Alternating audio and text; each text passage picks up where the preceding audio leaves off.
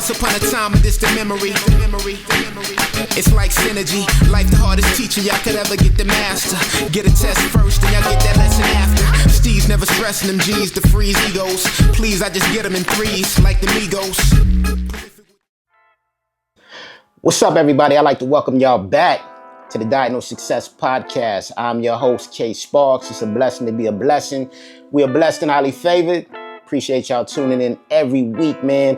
And before we get started, as always, we're going to start off with the word of the day. Something motivational, inspirational, get you through your day, your week, your life. All right? It goes like this. Self-care is multiple streams of income. I'll say this again. Self-care is multiple streams of income. I think that word of the day is pretty much self-explanatory. You know, it's important to make sure that you take care of yourself. You got to position yourself to make sure that, God forbid, something happens, whether it be you got a 9-to-5, you got a business. I always say you need a plan B, a plan C, all the way down to a plan Z to make sure, just in case things go left, that you can always pivot. You never find yourself desperate or in a position where you're trying to figure out where your next source of income is going to come from, right? Because like they always say, one source of income is one step away from being broke. And we ain't about poverty. We ain't about struggling. We about abundance. We speak it, we live it, we preach it, we teach it. And most definitely make sure that you position yourself to have multiple streams of income, whether it be your passion, whether it be a side hustle, a side business. We all know, yeah, you can have a 9-to-5, you got health insurance for you and your family, but guess what? When they want to get rid of you, they're going to get rid of you. And that job is going to be filled before you even pack your stuff and you headed out the door. So if anything, always make sure you position yourself, set yourself up right. And that is the word of the day. All right. Before today, we're going to get into a dope topic. I like this one. It's called patterns in practice. I'll say that again, patterns in practice. And what we're going to do in this podcast episode, we're going to break down patterns in practice, certain people in your life that consistently show you that they are inconsistent. All right. They are consistently inconsistent. How to spot those people and what to do with those people. All right. So first, let's get into some quick definitions because y'all know I love my definitions, right? So what is a practice? A practice is the actual application or use of an idea, belief, or method as opposed to theories relating to it. That's the first definition. And the second definition is the customary, habitual, or expected procedure or way of doing something. So it's basically a practice is what people do, right? Now let's go to a pattern. A pattern by definition could mean a regular or reoccurring arrangement of certain things, right? So reoccurring, right? So when we look at people in our lives, a lot of times we see certain patterns and practices. And a lot of times they ain't good. So you got to know how to pivot. And when we're talking about these relationships, we're talking about friends, we're talking about family, we're talking about associates that constantly and consistently show you that they're inconsistent, right? So for example, a lot of times let's start off with family, right? You might have family members where you notice the pattern in practice where you always there for them. When they need you, you picking up the phone. What we doing? Where we at? Where's the problem? You're running to the problem. You're not running away from it. When it's holiday time, Christmas, Easter, whatever it is, you there for their kids. You buying them things, supporting them. They don't ever reciprocate nothing. Nada. Your kids is an afterthought. You an afterthought.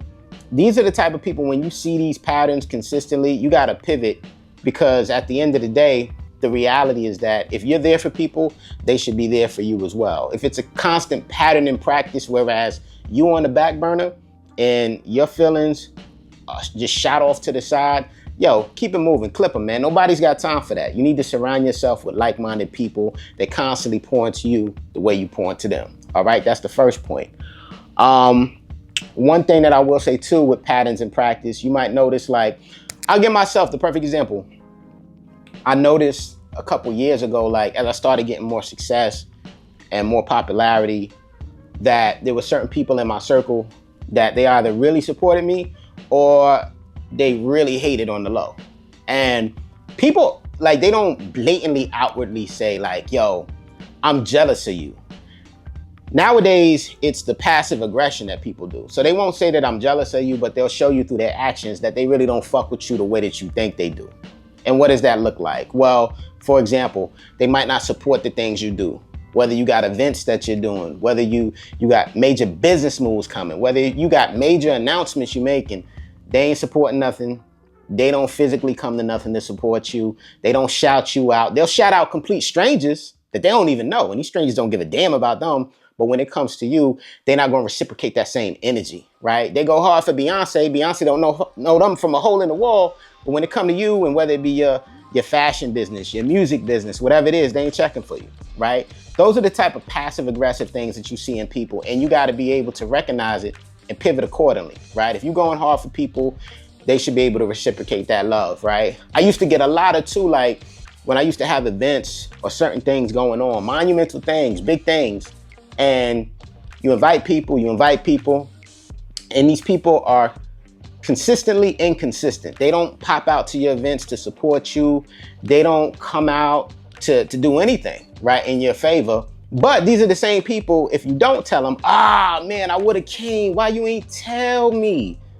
Motherfucker, what you talking about? I've been telling you for the past 5-10 years and you just don't come to anything. You don't support anything. But when they need money, they hitting my phone. But when they got drama, they hitting my phone. It's like, yo, those type of people, man, clip them, get them the fuck up out of here. It's like there's no reciprocation there. They just want to take, but they can't see ultimately that they're not there for you when it matters, but you're always there for them. So I think that's a big thing. Make sure that you recognize these patterns and practices in people that are consistently inconsistent. If anything, you want to reward the people that are consistently there for you. The people that are consistently consistent to you and what you got going on, and y'all can reciprocate and have a healthy relationship. I think that's the most important thing.